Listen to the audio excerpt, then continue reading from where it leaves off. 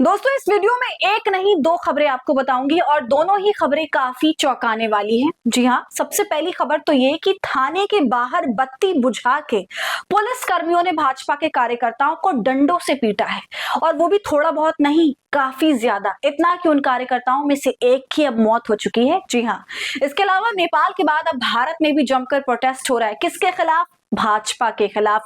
असम में जिस तरीके की तस्वीर सामने आ रही है उसने असम में हेमंता सरकार की बैंड बजाई हुई है। तो जिस तरीके से भारत में अब भारतीय जनता पार्टी का विरोध हो रहा है, अलग अलग तस्वीर इस विरोध की सामने आ रही है। कहीं पर पीएम मोदी के पुतले को जलाया जा रहा है, उसे पीटा जा रहा है, तो कहीं उनके कार्यकर्ताओं को दौड़ा दौड़ा के पीटा जा रहा है, तो कहीं उनकी सरकार के खिलाफ असम का पूरा आदिवासी समाज मशाल लेकर उनके खिलाफ बोल रहा है, विरोध कर रहा है।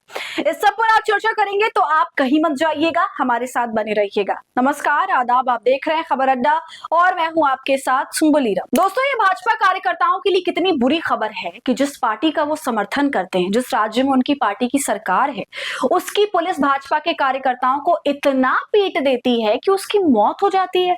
इस निर्मम हत्या नहीं कहेंगे इसे, तो और क्या कहेंगे। और अब ये कैसे दिन आ गए हैं कि भाजपा के शासन में उनके कार्यकर्ताओं को दौड़ा दौड़ा कर पीटा जाता है, बत्ती बुझा कर पीटा जाता है अंधेरे में।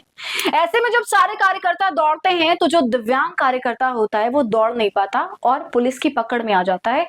फिर उनकी इतनी पिटाई होती है और वो दम तोड़ देते हैं। दोस्तों इस घटना ने पूरे उत्तर प्रदेश में तहलका मचाया है, सियासी गलियारों में तहलका मचा हुआ है इस खबर से। और विपक्ष, उत्तर प्रदेश के विपक्ष यानी समाजवादी पार्टी, अखिलेश यादव और तमाम इस पर अब मोर्चा खोले बैठे, मोदी योगी सरकार को खरी खोटी सुना रहे हैं। अखिलेश यादव ने क्या कहा है, समाजवादी पार्टी का आधिकारिक बयान इस मामले पर क्या आया है, सब कुछ आपको आगे बताऊंगी। लेकिन उससे पहले दोस्तों आप इस मामले की पक्की खबर देख लीजिए। दैनिक भास्कर की यह खबर है, लिखा है पुलिस की पिटाई से भाजपा कार्यकर्ता की मौत, वीडियो। गाजीपुर में थाने में लाइट बंद कराकर बरसाई लाठियां, 6 सस्पेंड, 5 लाइन हाजिर। तो हेडलाइन से ही आप दोस्तों समझ गए होंगे कि मामला क्या है। अब बात यहां तक क्यों पहुंची वो बताती हूँ। देखिए खबर में लिखा है, गाजीपुर में पुलिस ने थाने की लाइट बंद करवाकर बीजेपी कार्यकर्ताओं को जमकर पीटा। कार्यकर्ता अपनी मांगों को लेकर थाने गए थे, सुनवाई ना होने पर वहीं पर धरने पर बैठ गए। इसी दौरान अचानक लाइट चली गई, पुलिस ने बीजेपी कार्यकर्ताओं पर लाठी चार्ज कर दिया, उन्हें दौड़ा दौड़ा कर जमकर पीटा। पिटाई में घायल बीजेपी कार्यकर्ता सियाराम उपाध्याय की गुरुवार को मौत हो गई। वो दिव्यांग थे, लाठीचार्ज के दौरान वो भाग नहीं पाए और गिर पड़े। परिजनों का आरोप है पुलिस ने उन्हें बेरहमी से पीटा था, पूरा शरीर काला पड़ गया था। उन्होंने दोषी पुलिस कर्मियों पर कार्रवाई की मांग की। दोस्तों ये तस्वीर आप अपनी स्क्रीन पर देख रहे हैं ना कि कैसे उनका शरीर वाकई में काला पड़ा हुआ है, चाहे वो कोहनी का हिस्सा हो या कमर का हिस्सा हो या माथा हो। सियाराम उपाध्याय के पूरे शरीर में 4 बड़ी चोटें लगी और पोस्टमार्टम में उसी को मौत का कारण भी बताया जा रहा है। और दोस्तों आपको जानकर हैरानी होगी कि जब ये सब कुछ घटना हो गई, एक कार्यकर्ता ने इस भिड़ंत में अपनी जान गंवा दी। और आप खबर में देखिए आगे क्या लिखा हुआ है। भाजपा जिलाध्यक्ष ओम प्रकाश राय ने घटना के बाद सियाराम को अपना कार्यकर्ता मानने से इनकार कर दिया। सुन रहे हैं आप दोस्तों, ये करने से ही इनकार कर दिया कि सियाराम भाजपा के कार्यकर्ता है। तो क्या यही है भारतीय जनता पार्टी की सच्चाई? इस पार्टी में किसी की जान की कीमत है कि नहीं? ये कार्यकर्ता जो पार्टी के लिए जी जान लगाते हैं, उनको ये कार्यकर्ता ही नहीं मान रहे। वाह भाई वाह। तो जिस उत्तर प्रदेश में योगी सरकार का राज है और गाजीपुर की ये घटना है, गाजीपुर से तो योगी आदित्यनाथ का पुराना रिश्ता है। हिंदुत्व के नाम पर भर भर के वोट मांगे जाते हैं, मगर जब हक दिलाने और सुरक्षा की बात आती है तो ये गायब नजर आते हैं। अब देखिए दोस्तों, इस पर समाजवादी पार्टी का आधिकारिक बयान क्या आया।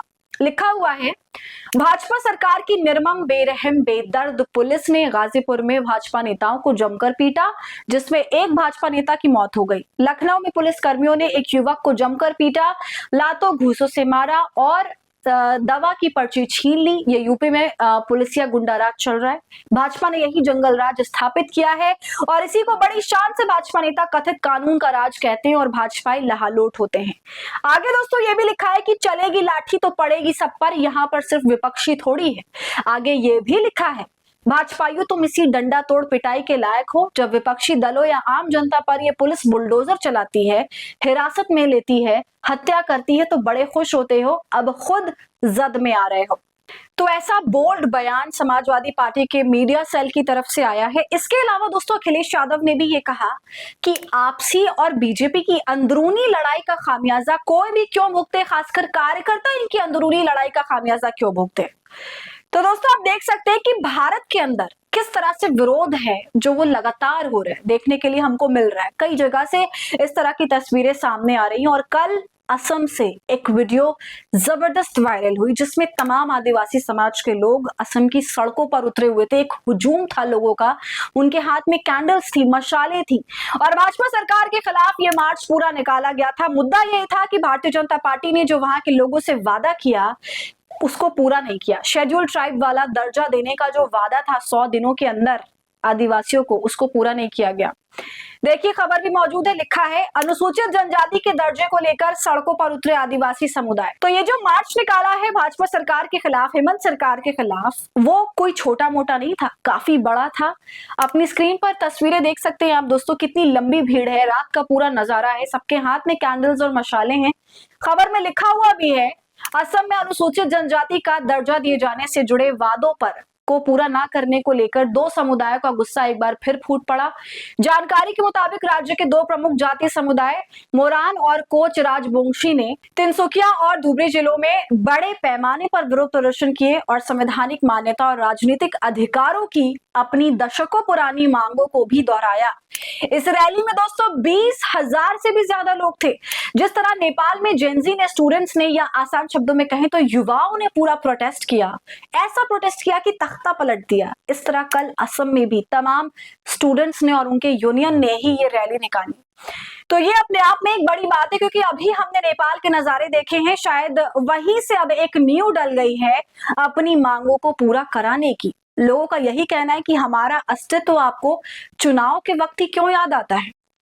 तो दोस्तों कुछ वक्त असम में चुनाव होने वाला है कुछ समय बाद और उससे पहले भाजपा सरकार को इतना बड़ा विरोध देखने को मिल गया तो कुछ कहा नहीं जा सकता कि आने वाले वक्त में क्या कुछ होने वाला है। आपका इस पर क्या कहना है, अपनी राय हमें कमेंट कर जरूर बताइए। देश भर में जिस तरह से विरोध देखने के लिए मिल रहा है सत्ता के खिलाफ, उस पर आपकी क्या राय है वो भी हमें जरूर बताएं। वीडियो को लाइक और शेयर कर ले। खबर अड्डा को यूट्यूब पर सब्सक्राइब